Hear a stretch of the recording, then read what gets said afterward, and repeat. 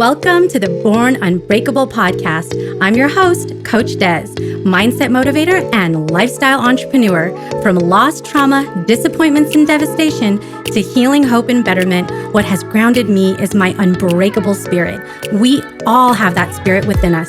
Every week, I'm here to inspire you with stories of perseverance and growth. My mission is to help you crush self-limiting beliefs and to be unapologetically you. You are your only limit, so take action today. Let your unbreakable ride begin now. Awesome!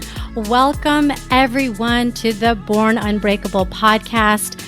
I could be not more elated. I could barely get the words out of my mouth because today's guest is a treat for you, but it's also a treat for me. So today I have international business advisor, coach, podcast host. She's the host of the Pivot Bee podcast, April Garcia, personal mentor to me, which is very special. I'm actually in April's mastermind. So one of the reasons that I wanted April to come on the show is to help show you, my listeners, what it's like to have the right people around you that get you accelerated when you're trying to achieve goals in a world where all of us only have 24 hours in the day. So I have to start with probably a little bit of a funny story of how I met April to bring us to where we are today. But April and I met back in 2019, which in pandemic years seems like ancient times ago, when you could actually go to big events and congregate together with less than 6 feet apart and not masks. So that was a really special time back then. And April and I actually met in an elevator at an event called the Summit of Greatness, put on by Lewis Howes. He's a big influencer if anybody follows the Summit of Greatness and the School of Greatness podcast. And when I met April, it was a networking conversation, really how she landed at this event. I got to know more about her, learned that she was in the podcast space. I was at that time launching my first podcast, Bliss Beyond Fear. And long story short, or else we'd be here for an hour just talking about this, it was because of the connection that I had from April that within 3 weeks, I actually launched a podcast. I got a podcast manager, a branding company, the right team around me that got me accelerated. And then fast forward a couple months and I joined April's mastermind, and it's been about 13 months now, or no, actually 15 months that I've been in April's mastermind. Yeah. And so as a result of that, there's so many things that I've done, but we're not here to talk about me. We're here to talk about April. But I just think it's a cool story to say you never know who you're going to meet and the way that they're going to impact your life. But I'm definitely grateful to have somebody so successful in business and in life on the show. So I'm so excited to have you here, April, and all the gems that you're going to drop. Be there. Oh, I'm excited to be there. Des, what an introduction, man. This is amazing. So I am excited to be here. We've been talking about connecting like this for a while. So I'm really glad that we're finally here. And I too am very grateful that we met in that fateful elevator that one day. And the thing you need to know about Des is not only does her energy and her enthusiasm over life just kind of radiate from her, Des is also a really good dancer. So Des made quite an impression on me right away. Yeah, that is we had a true. Good time. We got to hang out professionally and dance the night away, which was really awesome. So that was an amazing experience. Yeah, that's what happens when you go to a conference and you actually get to spend 3 days in person together. You're bonded for life by the end of it. But, you know, other things about April. I mean, April got started in business at a young age in entrepreneurship. I know that you bought your first home before you could actually legally drink alcohol, I think. So you've been in real estate investment, international business, like I just mentioned. You've helped take businesses from good to great, which is no small feat. And you run masterminds and you run a whole consulting company and a coaching business. So you certainly know what it's like to be busy. So I really want to spend some time with you today on a couple of things that I think would be really impactful for folks. Number one is who you surround yourself with. So when we think about our peer group, what should we be thinking about that could take us to the next level? And I think something that sounds simple, yet we struggle with it, is how to get more done in less time. And, Okay.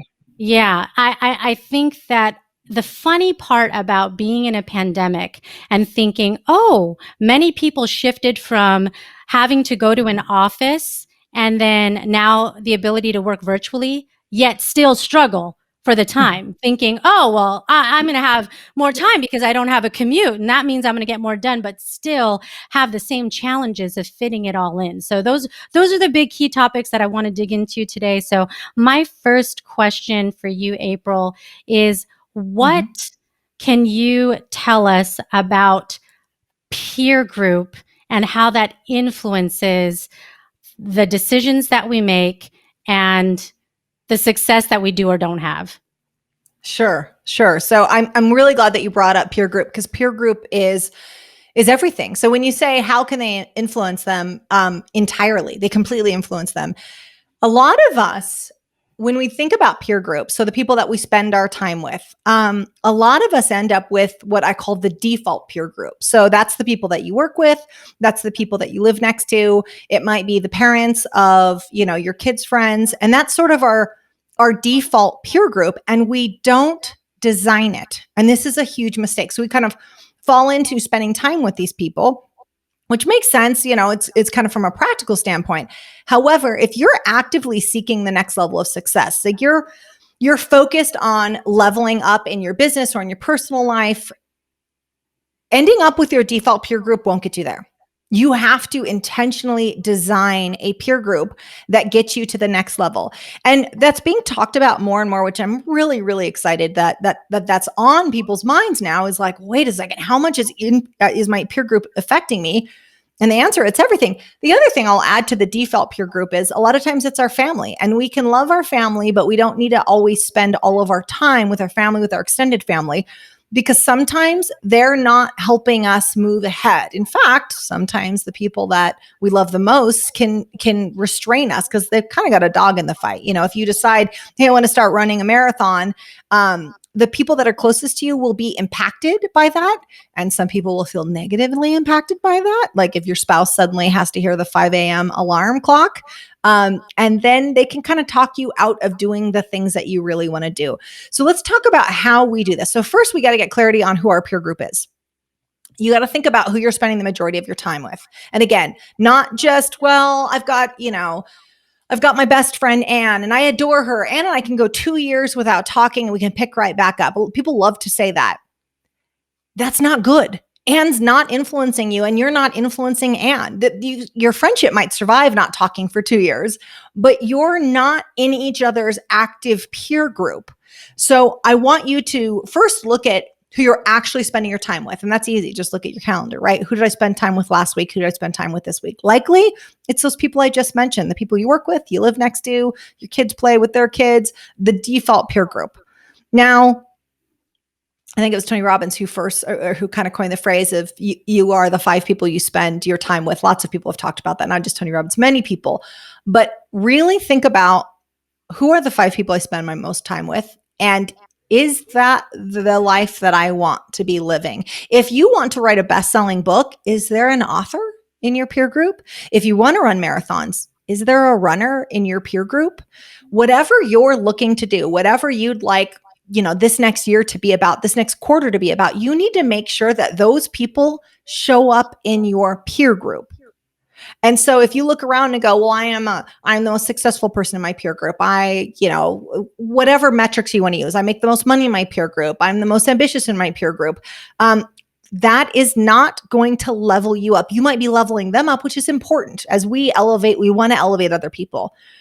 But if you're trying to level up, you've got to be You got to be over your head. You've got to be with people that you're like, oh, their business is bigger than mine. Oh, that person runs way faster. I mean, you don't become a better tennis player by playing tennis with people who aren't as good at the game. Yeah. So when I explain that concept, what a lot of people say, well, what do I do with my existing peer group? Or how do I find these people? So let's talk about what you do with your existing peer group, because a lot of times people will say, well, it's not like I spend a lot of time with my cousin. And we love Anne. We don't want Anne to not have cheese and wine with us at dinner, but that's probably not helping me achieve certain goals. So Anne gets to stay, is what you're saying? Exactly. Okay, good. So Anne gets to stay, but she does not. Well, so Anne can stay if you choose to have Anne stay, but she may not have like the head of the table role anymore. So a lot of times people go, well, I can't just go in and say, well, I'm not going to hang out with Anne, or I'm not going to hang out. Poor Anne. Anne's the name of my best friend. So she might be hearing this and going, wait a second. Are you kidding? Hold on. Anne, I love you. But yeah, wait a second. Why'd you have to pick Anne as the name? So we don't necessarily have to go in and say, Anne, we need to talk. You're out of here. It's nothing that dramatic. It's just a matter of bringing in other people into your peer group that do fit your future, because a lot of our peer groups represent our past. It's where we came from, not where we're going. And so you have to get clear on where you're headed. We have to define success, right? Clarity is always the first step in all these processes. Like, where are you going? Before we get in the car and jam our foot on the gas pedal, where the heck do you want to go? So once you get clarity and say, I want to run a marathon, I want to write a book, whatever that is, then make sure that you're bringing in those people. And you don't necessarily have to kick those other people out. They just don't have as prominent seat at the table anymore. Yeah. So when I... Good. No, well, and maybe this is where you were going, but what I was going to ask you is, what if you have a goal and you find that you don't have the person in your peer group that you need? What do you do to get them? Absolutely. That's exactly great question. So you have to go find them. And here is the fact that you have to accept: somebody you already know is connected to someone who could solve all your problems. And that's a larger discussion in general. But if you just think about, okay, we'll use running a marathon as an example. It's just an easy one, but I want to run a marathon. Nobody in my family's ever run a marathon. I don't know anyone who's run a marathon. Where do I even begin? You know someone who's run marathons, or someone knows someone who's run a marathon. It can be as simple as you putting a post out on social media. Hey, who do I know in the Sacramento area that is a runner? If you want to write a book, hey, who do I know? This is a great tool for social media, but it can be text change and things like that. But hey, who do I know who's published a book? Who do I know that's a best-selling author? I'd encourage you to go big. Who do I know that's done a TED Talk? Who do I know that's gone vegan? Whatever it is that you want to do, let me say this: do not DIY it. Do not DIY your business or your life. You don't need to. You just got to find someone who's already doing the thing that you want to do really, really well, and stand on their shoulders. Just say, can you show me how you went vegan? Show me how you started, how you did the couch to 5K race. Talk to those people, and they're happy to share their journey. In fact, they are usually eager to, because they may run the same problem you're having, where their peer group isn't as supportive, and they're like, yeah, I'll tell you about how to run a marathon because I love talking about this. So someone you already knows the person that's achieved the goal that's on your vision board right now. That is amazing. Ask the question. That's the first step, right? Is just get out there and ask the question. Yes. I love what you said about the DIY, because I think we often spin our wheels thinking that, let me figure this out on my own. And one of the books that several of us have read in the mastermind, which I think has been pretty life-changing, is Who Not How, which is an awesome book about just the very question that you're talking about, which is, what problem am I trying to solve and who can help me? Brilliant. What about, so, and people will, when you said they spin their wheels, they'll waste a lot of time at that. Oh, I think we've got a delay, Des. So if I talk over you, my apologies. No, I know. I feel like that's we're just both so excited. We just talk on top of each other. Right. Yeah, no, you first. Yeah. No, you first. So I think it's, the notion of a peer group, I think, is great. I think the other thing I wanted to spend some time on is, how do we get more done in less time? Today Sure. there is here's something that I observe quite frequently, which is multitasking. We've got social media. So we're at the same time, I see people trying to spend time with their kids, cook dinner, check an email, do a social media post, and plan, tomorrow, and expect that all of that's going to work out good. And oh, by the way, I think I want to start a side business. And you've got all these great ideas and great intentions, and feel completely overwhelmed with all the things that need to get done. So I feel like that is a question that we all ask at some point in time when our list gets too long and we're trying to figure out what to do about it. What would you say about that? Yes. Absolutely. So you're right. This is a common problem. Everybody struggled with it. Some of us struggle with it every single day, every single hour, and some people just go through periods where they struggle it. So a couple things about that. First, when someone sits down and said, "Gosh, my to-do list is so long. I need productivity tips. How do I get through this list faster?" Here's the first thing we have to accept. Most likely, your list, it's too long. As we were just talking about on our mastermind this morning, I tell clients that you can do all the things that you want to do in life. You cannot do them all at the same time. And the problem is, we try to do them all at the same time. I make the analogy of building houses. We start this house and the frame's up and you're like, "Oh, this is going good." And then we move on to the next house and we're laying concrete and then we're like, "All right, let's put piping on this third house." And the point is not one of those houses can sustain us. Not one of them actually provides shelter from the rain. And this can be business and this can be life. So in business, it might be, I started this product, but now I'm doing this other thing over here. And also I'm going to start this side business, and we're not doing anything well. Now, whether that's big projects or that's little projects, like when we're multitasking, we start a bunch of things and it gives us the feeling of progressing because we've started 3 things at once. But if we could pan back and watch how long it takes us to do them, most likely it's going to take you more time because you did not focus on one thing until the house was built and then move on to the next thing until the house is built and move on to the next thing. So I first want to address the fact that if you feel like your list is too long, it probably is.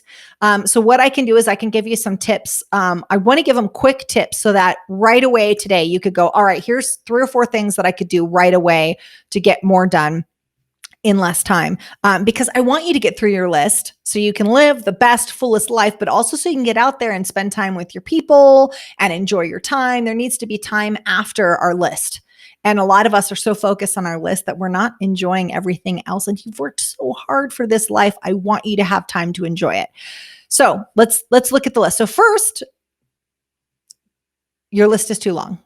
So I want you to look at the list and I want you to go through and say, does this really need to be done? The second you put it on your list, your brain is compelled to check that thing off. So before you put pen to paper or in digital format, before you even put it on the list, there should first be a decision filter. Does this need to be done? And I'd ask you twice, does this really need to be done? And if the answer is yes, okay, we'll put it on the list. But first is the list is probably too long. So that's the first thing we need to get out of the way. Second, I want to identify the most important things on your list because everything on your list is not created equal. And the problem is when we have a list, it starts to feel equal, right? Well, I got 10 things to do today. Well, of those 10 things, one really, really mattered. And what we do as humans, we tend to wait on the one thing. We tend to wait and we're like, "Oh, this is really important. I'm going to tackle it about 4:30 today." This is a terrible idea. Decision fatigue is a very, very real thing in that throughout the day, we have made so many decisions that at the end of the day, we don't make them as well. We get tired, we procrastinate, they take us longer. Do the most important tasks at the beginning of the day. So again, you've got this list, you're setting off for tomorrow, and you've got this list of 10 things that need to get done. And again, this is business, home, it doesn't matter. I want you to star or highlight the most important thing that needs to get done. The one thing on that list that if you go, well, I got that done and nothing else, you would still feel like the day is a success. And I will tell you, our instinct is to put it at the end of the day. Put it at the first. In fact, I say in my digital course, Multiply Me, I tell people that they have to get it done by 9:27 a.m. That we pretend that Milton from Office Space comes to our office and he burns the office down. And you got to get it done by 9:27 a.m. before Milton burns the whole building down. And if you get your one thing done, again, the most critical thing, and I want to clarify a point here. The most important thing, I did not say the dog that barks the loudest, because you might have something that someone really needs, maybe a teammate, maybe it's a family member that sent you 5 texts and you go, oh my gosh, okay, this is really important. No, it's urgent, and it's urgent to them. So don't just say, well, this is the thing that's barking the loudest. Don't feed the dog that barks the loudest. Stop, push away from your to-do list and go, what really matters? And a way does to really help people identify what really matters is, again, getting clarity on what the end goal is. So if you know where you're going 3 years from now, if you've got a vision of what success looks like to you, that's how you figure out what your one thing is. Your one thing may not be that thing that your sister texted you about 5 times. It might be, I said I was going to write a book and I have not done any word count this week. I need to get in 500 words. I need to get in 500 words. We'll get them in before 9:27 a.m. and you're going to set yourself up for success. Wow. So I've got a couple more, Des, if you want me to give them. We talked about the one thing. We talked about cut down your to-do list. Kind of a simple solution for that is a phrase made popular by Derek Sivers, and then a few other people said it after that, which is, if it's not a hell yes, then it's a no.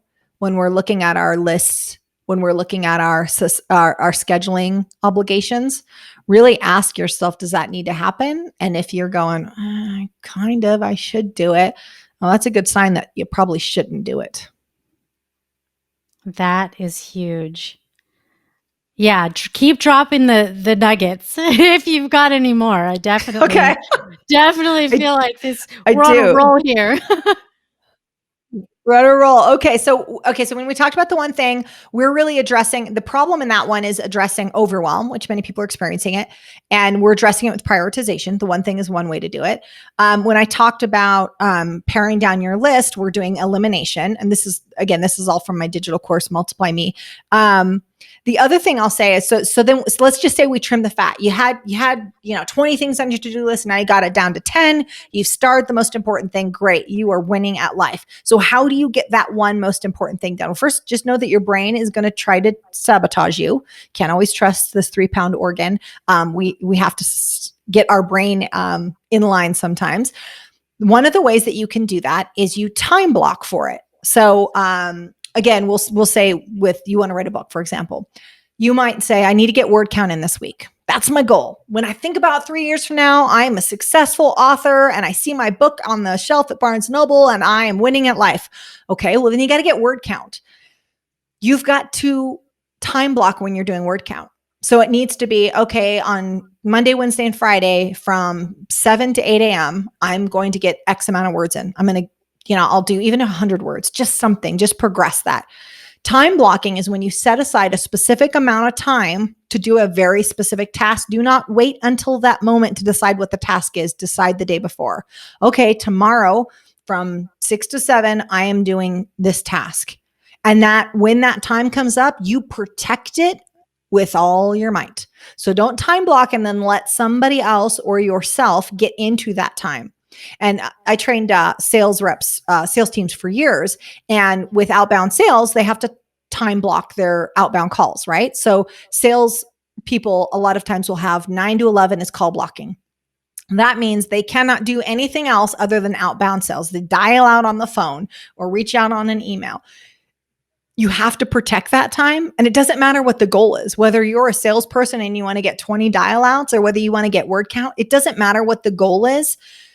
Goal setting is really just project management. We bake a bunch of emotion around it, but if you just look at goals as project management, I don't care if it's weight loss, writing a book, running a marathon, it's all just project management. Yep. You're so right. And something that I'm picking up on in what you're saying is consistency and habits. So this isn't something Mhm. that you would just do one morning. I'm just going to prioritize my one thing by 9:27, and then tomorrow I'm back to my 4:30 schedule, with Mhm. this. So it seems, You're absolutely right. it's, I tried that. That was fun. But back to my regularly scheduled It was good. program. Yeah, that was a good try. That was a good try. Mhm. So, what would you say about tools? Are there any tools that help folks with consistency or getting habits nailed down if doing what you're describing isn't commonplace for them? It feels really Mhm. uncomfortable for me to prioritize this thing that's why I'm struggling in the first place. So, Mhm. and it's like a diet, Sure. right? It's Yeah. like, hey, I'll totally eat my veggies today, and then I'm back to, nachos and ice cream tomorrow because it's just what's comfortable. How do you start Sure. doing what's uncomfortable consistently enough for it to turn into a habit so you change your life for the long Yes. haul? Oh, great question. Great question. So a few things. Depending on what the habit, and you're absolutely right. The answer is habits, and it's about consistent execution on a very, very small scale. We think our lives are changed by big sweeping moments. They're not. They are tiny little, 2 millimeter shifts, as we talk about. They're tiny little habits that stack upon each other, and that's how we get the compound effect of these micro decisions. So if you're struggling with whatever this habit is, if for whatever reason there's a block, maybe you just don't want to do it, maybe it's getting up earlier than you usually like. There's lots of tools that you can use, outside, like external tools, but also things that you can do just with yourself. So let's talk about what that is. Let's say you really want to get up and walk in the morning.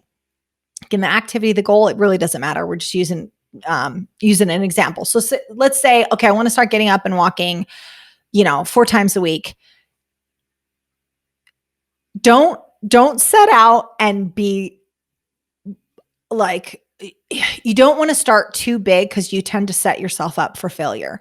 So there's a thing called the 2-minute rule, which is, they talked about it in Atomic Habits, great book, where just do that thing that you want to make a habit for 2 minutes. Just commit to 2 minutes. I'm going to get out and I'm going to walk for 2 minutes, and then I'm going to come right back in. I'm going to put my comfy PJs on and I'm going to get a cup of coffee.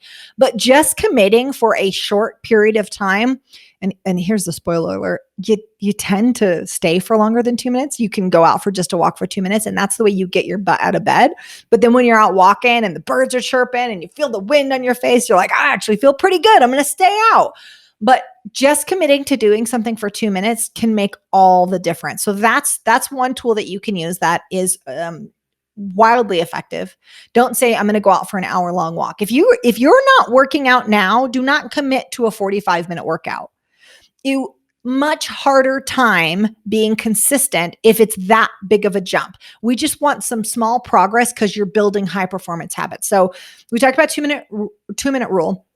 The other thing that's really effective is build in a reward system, especially if you don't want to do this. There is a correlation between how bad you don't want to do it and how big your reward should be. So if there's something you've been putting off for a long time, and again, it could be a goal, it could be a mammogram. I don't care what it is, but if it's something you really need to do, but you've been dragging your feet for a long time, you need a big reward at the end of that you're like, this is what I'm going to do. And it can be anything from, some of my clients will go to a nice restaurant that they've been meaning to go to for a long time. One of them had this, it was a medical procedure that they'd been putting off for a very long time. So their reward was a vacation afterwards. And it can be a small reward. It can be, okay, I'm going to get up and do my walk that I want to, and only then can I go to Starbucks. Rewards are really effective, because you're training your brain, you're kind of tricking your brain. Instead of your brain just focusing on the thing you don't want to do, your brain kind of jumps to the next step of, oh, but I get this thing at the end. It's like we're Pavlov's dogs. Like, I just want the treat at the end. It's fine if I have to do this thing that I didn't really want to do, but I'm focused on the treat afterwards. So building in a reward is huge. I will add another one, and then I'll add the last one, the most powerful one. But another one that works really well is habit stacking. where you're doing it along with something else you already have to do. So that's kind of a form of multitasking, you could say, or net time, no extra time. But say you don't like walking on the treadmill, but you really like watching Schitt's Creek. Well, then you just habit stack those. You put those together where you get to watch it and you're doing the thing that you really should be doing. And you're also kind of getting a reward in the process. And then suddenly walking on the treadmill isn't that big of a deal because you're habit stacking it with something else. Now let's talk about one of the biggest ways that you can make your habit stick. You need a really big, juicy why. If you say, I want to walk in the morning because I want to lose 10 pounds, that is not a juicy why. That does not get your butt out of bed in the morning. If you are not a morning person, you have to to create motivation. We're motivated by pain or pleasure. Everyone's motivated a little bit different. And you go, I don't know which one I'm motivated by. Well, there's some tests that you can do to figure that out pretty easily. So when you think about doing something that you really don't want to do, you've got to add the pain or pleasure into the why. And that's what will get you over the hurdle of inactivity.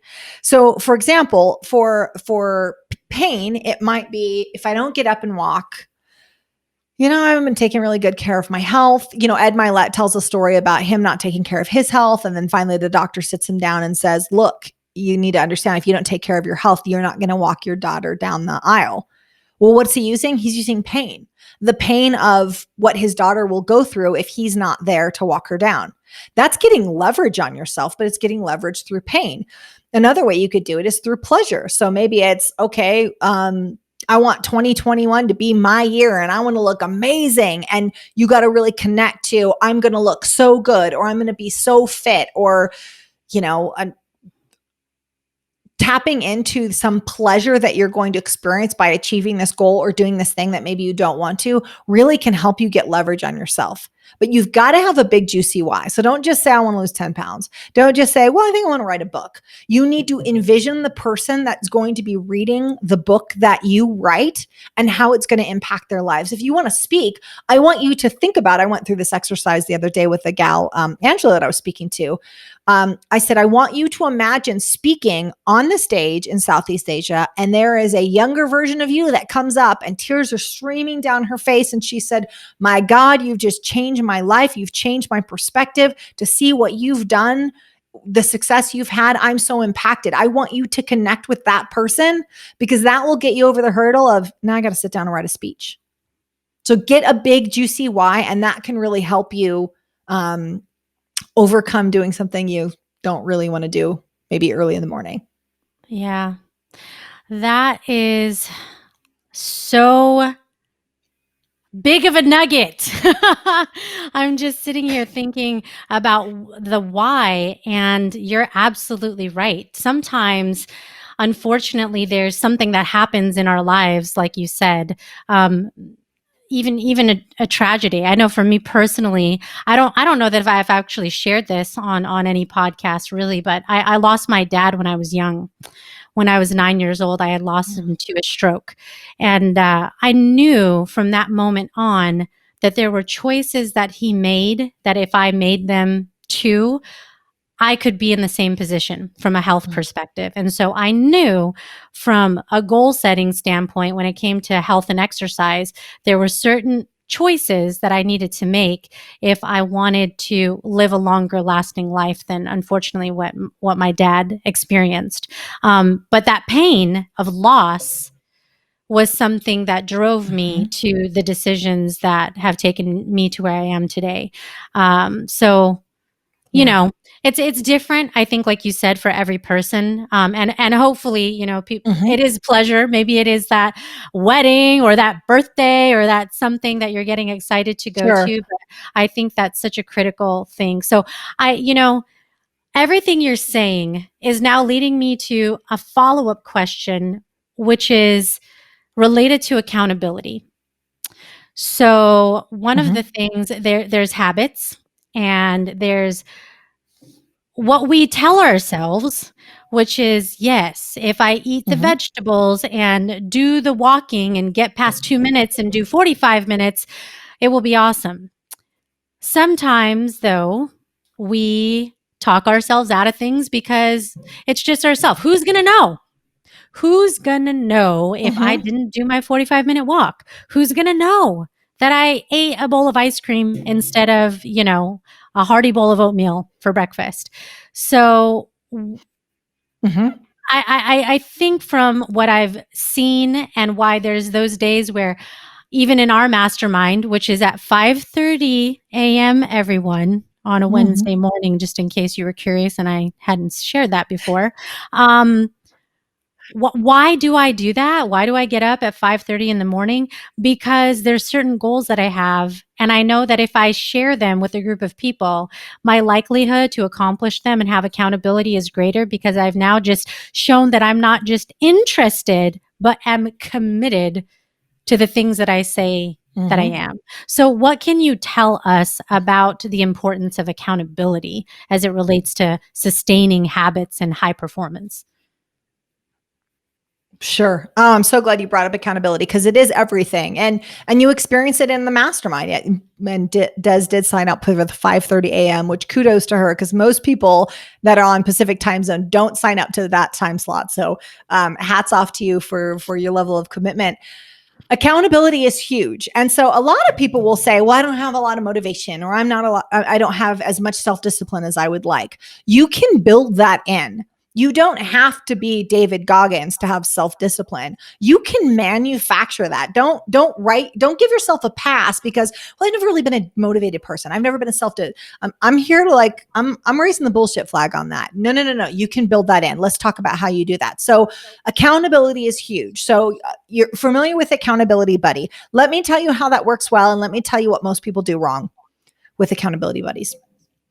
Do not pick an accountability buddy that struggles with the same thing that you struggle with. I cannot tell you the amount of people that are like, I'm going to lose weight and I'm going to ask Tina to do it with me. Tina also struggles with the same thing that I struggle. And she also doesn't like to get up early and she also doesn't like to walk. So we're going to walk together. No. That's your ego picking Tina. Don't pick Tina. Who you pick Sharon down the street because she's a marathon runner. And every morning you see Sharon with her spandex and her sports bra and she's running around the neighborhood and you're like, where does Sharon get all the energy? Sharon needs to be your accountability buddy. And let me tell you, that's hard for our ego because we're like, oh, she's so much better than she's not going to want to pair up with me. And talk to Sharon. You've got to pick an accountability buddy that is better at that thing than you are. And again, that's where we really make the mistake because if you choose to work out with your friend that also struggles with that, you won't work out. You're going to go to Starbucks and you're going to sit outside and you're going to order a macchiato and it's going to be amazing, but you'll never work out together. So pick an accountability buddy that excels in the area you struggle with. Ideally, then they're also trying to go after a goal that you excel in. So that's the most beneficial arrangement. When you have an accountability buddy, I want you to set a time in which you're accountable to them. So whether you're meeting in person or whether it's a Zoom call or whether it's a text, but on Tuesdays and Thursdays, we check in and it's going to be a text. It's going to be a reminder and it can be as simple, hey, I'm thinking about you. Make sure you get your workout in. Or, hey, you're on my mind. Make sure you get your word count in today. I actually have an accountability buddy who's also a performance coach.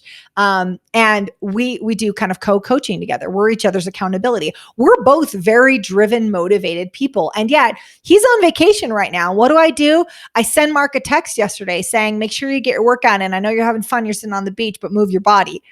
I'm holding him accountable to what his goals are. It doesn't matter what my goals are, but I'm holding him accountable to the thing he said is important. And that is really an important piece of accountability. It's not giving people a pass. And I'm not saying you got to beat them up, but the thing that they said there that is important to them, hold them to that. Hold them to that. We don't berate them if they don't hit it. Go, all right, that was yesterday. What are you going to do today? I don't care what happened yesterday. What are you going to do today? What are you going to do tomorrow? How can I support you in this? So accountability is huge. But one thing I want to point out, Des, is you were saying, well, nobody's going to know if I eat that bowl of ice cream. Nobody's going to know. You're right, except the most important person knows, which is you. We have to hold our word to ourselves as one of the highest words that we can hold. We're really good at delivering on other people's expectations. If my friend needs me, I am there. but are you showing up for yourself? When I give my word to my best friend or to my spouse or my partner, they know I'm going to deliver. But do you deliver to yourself? Because confidence is tied to that and happiness is tied to that. If you know you're the kind of person that always lets yourself down, it can really undermine your confidence. So, yes, other people won't know that you broke your word, but you'll know. And that makes a huge, huge difference. One other thing I'll mention on accountability is when we are succeeding and our accountability buddies succeeding, when other people around us, our peer group, going back to the original peer group, we talk about this a lot in the mastermind, we draft off of each other's success. When you are standing next to someone who has lit themselves on fire, it makes you warm, which is why you have to have that elevated peer group, which is why you should have accountability buddies, and you should share in your journey. Because when we go and we kind of, I'm going to succeed in private and then I'll come out and show people once I've been successful. I hate that method. There's a huge trend on people talking about that on social media. I hate it because the only person it's protecting is your ego. When you come up and say, I'm going to try to run this marathon and I screwed up yesterday, but I'm going to be better today. You are giving other people the opportunity to draft off of your momentum, but you're also giving them permission to go after something imperfectly. Life is supposed to be an iterative process. We don't nail it the first time. We stand up and we fall and we stand up and we fall. And that's just part of it. That's business and that is life. But when we share that process with other people, we inspire them along the way. If you keep it private, you're just protecting yourself. Ego.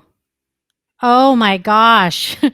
That is the thing that seems to crush us. And what I'm For sure. hearing you say is that if we replace ego with vulnerability, that is going to get us that much further, because it's that vulnerability where we're humans. And I just want to drop the mic. April just dropped the mic because you connected this whole thing, as a productivity expert. There's so many things that I could ask you to come and drop your knowledge for people to learn about. But I think that connecting your environment, so who you choose to surround yourself with on a daily basis, and then how you use your time individually and with those people, make a big difference in terms of your acceleration to success and what you want to achieve in the best version of your life, or taking the snail's pace, the turtle road, and yes, waking up and having the same actions but not yielding any new results. And it hurts a little bit, but it should. And you said so. It should. Yeah. Growth hurts, by the way. People think growth is just a conference that you go to and you feel good. I'm going to tell you, there's an underbelly to growth. It hurts. And here's what I'll also mention about both growth and designing your peer group and elevating yourself and your business, all of those things. Here's the underbelly. People aren't always going to support you. In fact, people that you love will actively sabotage your success. I can't tell you the amount of clients who will show up and they'll talk about their spouse, the person they love and adore in this world. And they're like, it's so weird because they get mad at me when I go for my run in the morning. They get mad when I go to the gym. They get mad when I'm launching this new product. And are they sabotaging you? Yes. Now that doesn't mean that we vote them out of our lives, but people in our lives are very invested with the current or past version of you. And when you start to grow, it scares them. When it's someone who's real close to you, your growth scares them because they don't know that they're going to have a place. The old version of them is going to have a place in your new life. And so when you feel that pushback, and that could be from our spouses, that can be from our family, that can be from our parents, our siblings, I will tell you, it's not the haters on the internet that usually undermine people's confidence when they're growing. It's the people closest to them. It's in the book Untamed, the author says it's the quiet concern of a loved one that really undermines our success. And I love the way she says that. Are you sure? Well, I'm just worried about you. Those are the things that completely undermine us. So be cognizant of it. Be aware that if you are reaching for that next level of success, there's a good chance people around you aren't going to support you through it, which is further reason why we need to go out and design a peer group. We need people that will cheer us on when we're leveling up, not be threatened by it. And just because someone's threatened by it does not mean you have to vote them out of your life. That's a larger conversation. But just because they are struggling with it, you may not have that conversation with them. I know lots of business owners that can't talk to the people closest to them about their business because those people don't know what it's like to run a business, and it will undermine their confidence. So they have to go and seek out other business owners. I run masterminds that are specifically for business owners. Why? Because they have a unique set of problems that typically only other business owners will understand. And if they share those, if they share their desire to level up with those outside of that community, the people feel threatened and they sabotage their success. So they know they can only share those with certain members. Wow.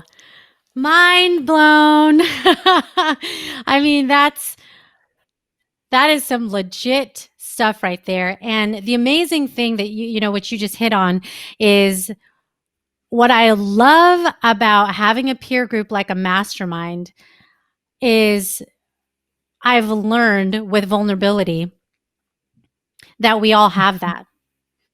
We all have individuals in our lives like that whom we care about and love very much, whether it is a family member or multiple family members or friends or whatever that is. And so to me, that is one additional reason why having strength around you in the moments when someone is maybe trying to sabotage you, you have that network that's going to go, you know what? Don't let that one person crush your dreams, your goals, slow you down. You take it for what it is. You have love and respect for them, but it doesn't mean that they control you. You control you and the outcomes that you want to achieve. So that I'm so glad that you mentioned that there at the end. Oh, yeah. Again, there's a cost to leveling up. And we think we know the cost. Like I gotta, whatever it is, I gotta get up early. I've got to invest in this business. It's going to cost me financially this much.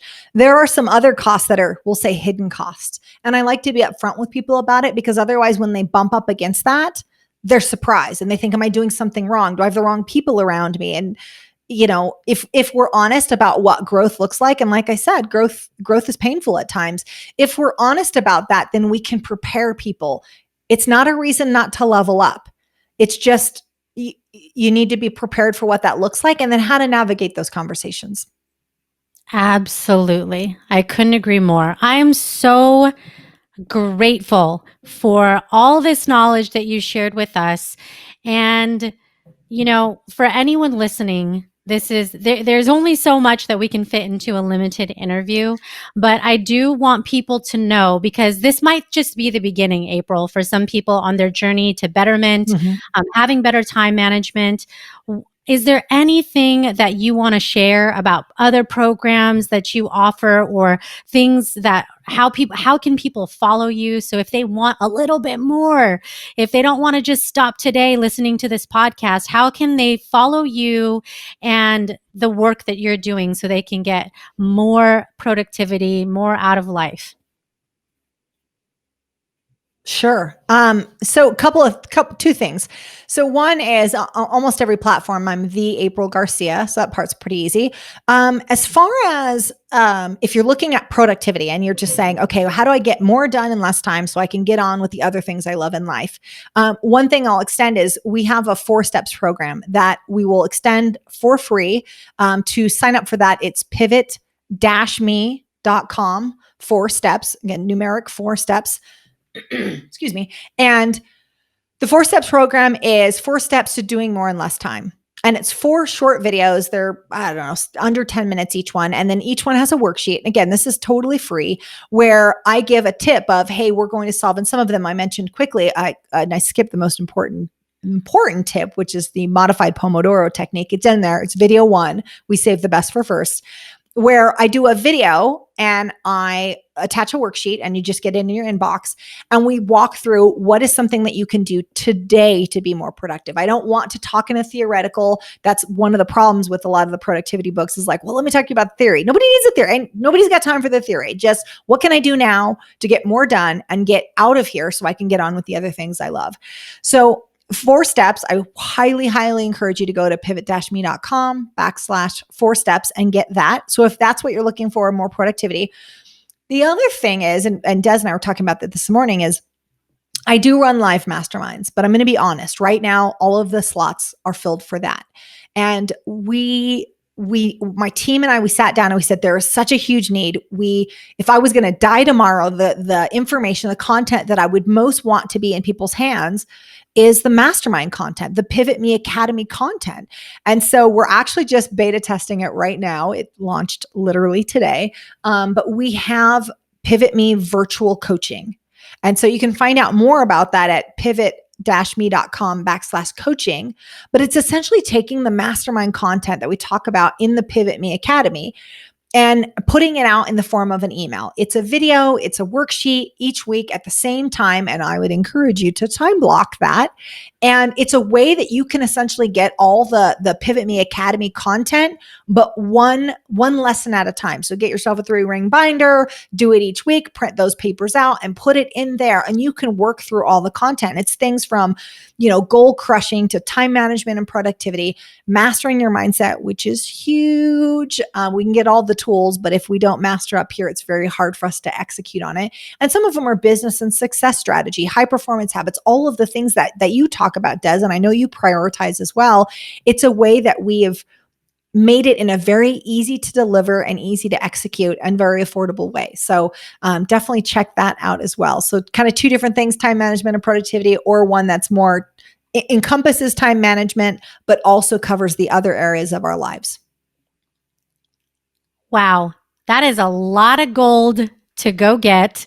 So I'll make sure that all that information is in the show notes so people can remember the link in case they forget or whatever that is. So they'll be able to go and find you on social media and find all of the wonderful programs that you have to offer. So that's awesome. So before I let you go. And the podcast, I should have mentioned. Hi. Hello. The podcast, Pivot Me. Yeah. Yeah. Definitely I'm also the host of the Pivot Me podcast. Yes. Yeah. So here's what I'll say. In fact, I'm so glad you mentioned the podcast because part of what inspired me today was listening to one of your podcast episodes. It was on 5 ways to make a mastermind great and the tribe of millionaires. You were talking about that book and, it got me thinking about the peer group and everything. So, the other way to get very much informed is to go and subscribe. Do it right now. It'll take you 5 seconds to click this, or less than that, 2 seconds to hit the subscribe button. So you could find Pivot Me on all the places where you listen to a podcast, Apple Podcasts or Spotify or Stitcher or wherever you listen. And that is basically like taking a little course, one chunk at a time. And I've gotten such tremendous value of listening. So definitely do that. It's free. It is free information. Mm-hmm. So go and get that information because it's going to change your life. It definitely has changed mine. But I can't let you go without asking you a couple of final questions. So, one of the things that I want my listeners to realize is the unique person that they are and to really embrace that and to be unapologetically them as they're on their journey in this life. You can be influenced by others, but at the end of the day, it is who you are that makes you special and makes you like nobody else. So I want to ask you a few questions just to get to know you a little bit better. So maybe people can kind of think about this for themselves. So my first question for you is an easy one. It's, what are 3 words that you would use to describe yourself? Ooh, describe myself. Let's see. So I get confident a lot. So I would say confident adventurous, and bold. Ooh, those are good and very accurate. Oh, As someone who knows me really well. yeah, I've been on an adventurous experience where April would call me up and say, "Hey, want to get on a boat? Want to get on a boat like in a few days?" Sure. Absolutely, Yes. I do. Let's do And it. you said yes. You And said I did yes. say yes because I was I like, it'll like be great. It's one of my clients are flying in. It'll be great. adventurous. So I'm glad we align up on You those did. two We had things. such a good time. That was a blast. Okay, Yes. my next question for you is what is something about yourself that you've embraced even more into your adulthood? So maybe when you were younger, it was something that you didn't embrace, but as you grew into who you are today, it's something that you embrace even more. Something. So that kind of implies that maybe I didn't embrace it at first, or is it just Yeah. something that I just started to appreciate? Yeah, something that you appreciate even more just about who you are. I think actually it'd probably tie back to the word that I used to describe myself, which is confidence. So I think at first it was, if you're too confident, you can seem cocky or you can make other people feel bad. We kind of think of our self-image in relation to other people, and it doesn't need to be. I can be confident and it doesn't need to negatively or positively affect anybody. So I would say that's probably one of them. I think I had that trait and kind of maybe the leadership trait, which those things can kind of go hand in hand. But and I know that the older that I got, the more I leaned into that. But when I was younger, that was something I struggled with because imposter syndrome is a very real thing. And who do I think I am? And there were definitely that wasn't necessarily supported when I started out in my career and in my life journey. So I had to make a conscious decision to embrace that. Yeah. I would, I'm going to evolve that question. I'm going to say leadership abilities. Yeah, it was that or going to be my Wow. ears. I grew into my ears too. It was one or the other. Hey, it's all relevant. Your ears and your leadership. Yeah. Oh, I love Yeah, that. exactly. I grew into both of them the older I got. Hey, that's awesome. What about my next question is what is a self-limiting belief that you had that you've worked on or maybe even that you're working on if there is anything? Mm. Oh, there's many things. Let me just say, we talked about the things, my expertise. Let me first start by saying, I know so much because I've done so much wrong. Like I'm coming from a place of knowing the ropes because I've fallen off of them so many times. So, and I still have many self-limiting beliefs for sure. One that I have worked on many times. Apparently, even if you're on Do Not Disturb, your phone can ring. I am so Ooh. sorry. So I just got this phone because Oh, you mine did. broke last You week. broke your phone. That's right. I broke my phone, and just let it be known that the Samsung S21 still freaking rings when it's on Do Not Disturb. So, anyways, yeah, I'll tell you one that I have actively been working on the last 2 or 3 years, which is that I don't have to go at it alone. So, I'm very much someone who will blaze trails and, historically I can think about doing those alone and not necessarily leveraging a team or the people around me. And, I had a pretty life-changing experience, which you may or may not know about in Nashville when I dislocated my knee and, I had to be carried up flights of stairs, like physically carried. And that changed everything for me. So I set out with these words of intention. And my word of intention that I hadn't been living into up until that point was vulnerability, that I did not do vulnerability well. I was very good at doing all the things, but I wasn't good at being vulnerable and letting people help me. And that trip changed everything because I physically was incapable of getting myself anywhere And there's nothing like having, clients and staff and random people carrying you around until you can get a wheelchair to really work on your vulnerability skills. So, Wow. yeah, I would say the limiting belief was just that I had to do it myself. I had to do it alone. And I'll be honest, it's something I still struggle with because that's my knee-jerk reaction, and I have to stop myself. I actually have a sticky on my computer to this day that says, "Does this need to be you?" And so before I do a task, I stop and say, "Does this need to be you, April? Does this really need to be you?" Or I ask the question, "Who else could this be?" And that, again, doesn't matter how old you are, how long you've been running a business. I've run Maven, the consulting firm Maven, for 6 years now, and I still have to stop and ask, 5 years, and I still have to stop and ask, does this need to be you? Wow. Talk about forced vulnerability when you injure yourself and Yeah, you don't have a choice, that you pretty much need help, or else you're going to be stuck in the same spot for maybe a substantially long time.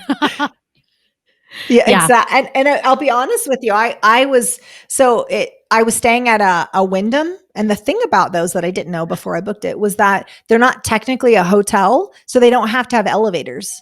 So I was staying on the third floor, and there was no elevators, and the stairs were outside, and it's Nashville, Tennessee, and of course it's raining because that's how the movie gets set up, right? And I was out with clients, and I dislocated my knee, and I was like, "It's fine. Just put me in an Uber. I'm fine." They're like, "We can't put you in an Uber. Like your leg's dislocated." I'm like, "It's fine. Just don't worry about it." Cause I just wanted to be out of that situation. And they're like, "No, we're getting in the Uber with you and we're driving you to the Wyndham." And then I was like, "It's fine." And then when we pull up there, I'm like, "Just drop me off. It's good." They're like, "No, you Oh, can't. Like, how are you going to get up the stairs?" yeah. And so I had a then client at the time literally like pick me up, you know, crossing over a threshold when you're married or something, and carry me up 3 flights of stairs. I'm really glad that my client was a former Marine and he's like, "Oh, it's okay. You're not that heavy." I'm like, "No, Yeah. no, no, please don't carry me." And I had to be carried. And then they Yeah. go like, they had to go in your hotel room. And when you're traveling for business alone, you assume that no one's ever going to see your hotel room. So you have like a pizza box and your clothes are all over. And like, imagine all the embarrassing things that can be found when somebody enters your hotel room carrying you and has to put you into bed. It was the most humbling experience of my life. And it was a huge inflection point. I think of my life before that instance and after that instance. Whoa. So that's vulnerability. And you had to trust someone enough that could carry you up 3 flights of stairs. Oh my gosh. Yeah. Wow. What a story. Yeah. It was a pretty I powerful can't experience. believe I hadn't heard that story before. That's incredible. It's Oh my it's not gosh. I actually have it's funny. So after he dropped me off, someone that worked with me ended up having to carry me down the flights of stairs, take me to the hospital. And there was another person that was there, and she's like, "I was in a terrible mood. I was in a lot of pain." And she goes, "I'm going to take a picture of this. It'll be funny one day." And I remember thinking, "No, Katie, this will not be funny one day." And she took a picture of my director of product management carrying me like piggyback, and like one shoe's missing, and I'm wearing like Mickey Mouse like sweats. I mean, it's like a terrible picture, right? And she was right. Katie was right. The picture is hilarious now. Now when I look at that, I remember it all comes back to me, and I'm really grateful. So everything changed after that trip. Boom. There it is. Mickey Mouse sweatpants and all. Okay. Yep. I have two final questions for you. The first is, what's one thing that you want to see changed in the world? God, so many things. Um, God, there's 100 things just flooded my mind. I would say that ties back to, the thing that I would want most people to know in this world, which is if you change your story, you change your life. And so the thing that I would really like people to know is that the circumstance does not make the man. You do. It's your choices. It's the story that you make up about the circumstance. That's what impacts our lives. And so if we're going to change the world and we change the world by changing our lives and changing the lives of other people, we have to start by telling a better story, a more empowering story. You can't say, well, my dad was a military man, which is why I do XYZ, or I'm an introvert, which is why I struggled with that. These are all just stories we tell ourselves, and they're not serving us. And we can simply drop the story that we've rehearsed so many times in our head and to people and cocktail parties. You can just drop that story and you can just pick a new story, and it will completely change your life. Wow. That is money right there. And so maybe this final question, I don't know if you would build on what you just said, but is what's one of the best pieces of advice that you've ever been given? Ooh, that I've been given. Mm-hmm.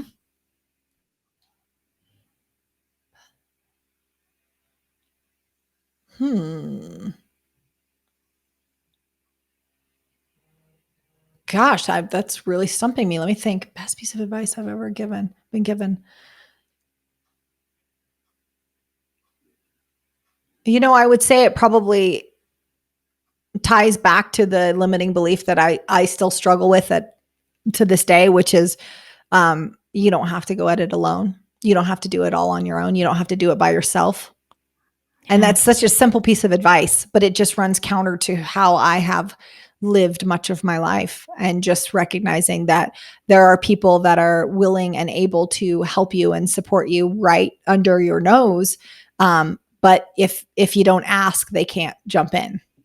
Yeah, that is so powerful. And it's also a testament to while you're challenged by it, you've also leaned into it with the team, the incredible team that you've built with Pivot Me and with Maven, because you've got people around you that help you get it done. So as much as it's a challenge, Yeah, you've yeah, and also, sure.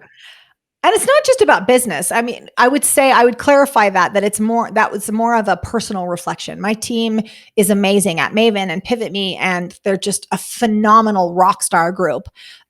It's not about the team. The team's amazing, but I would say that's more of a challenge that I felt personally. But Mm, so I just want to clarify the yeah. team's absolutely amazing. It's me. It's not them. Yeah. Yeah. No, that's awesome. That's awesome. April, thank you so much. Thank you so much for your time. Thank you for spending, time just sharing with us things that will change our life. I certainly appreciate having you on the show. Look forward to having you back after, you continue to develop programs and we see how your pilot goes. So I'm so excited. I feel honored and blessed to be continuing on this journey with you. So I appreciate you so much, my friend.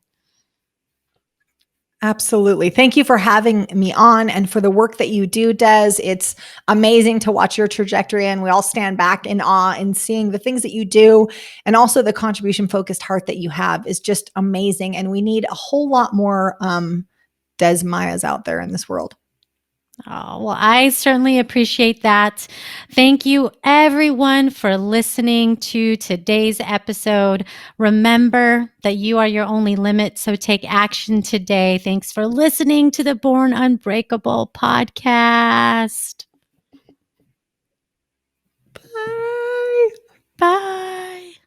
Wow, what a treat to be joined by a personal mentor of mine, again, an expert in productivity, an incredibly successful businesswoman.